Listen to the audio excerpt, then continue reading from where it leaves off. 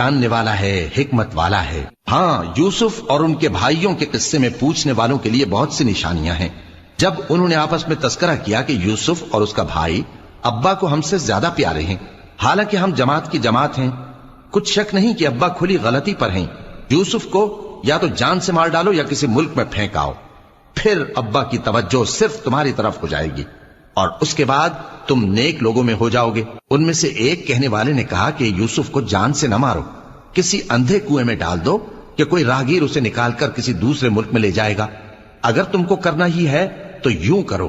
یہ مشورہ کر کے وہ اپنے والد سے کہنے لگے کہ ابا جان، کیا سبب ہے کہ آپ یوسف کے بارے میں ہمارا اعتبار نہیں کرتے، حالانکہ ہم اس کے خیر خواہ ہیں؟ کل اسے ہمارے ساتھ بھیج دیجئے کہ خوب میوے کھائے اور کھیلے کودے، ہم اس کے نگہبان ہیں۔ انہوں نے کہا کہ یہ امر مجھے غمناک کیے دیتا ہے کہ تم اسے لے جاؤ، یعنی وہ مجھ سے جدا ہو جائے، اور مجھے یہ بھی خوف ہے کہ تم کھیل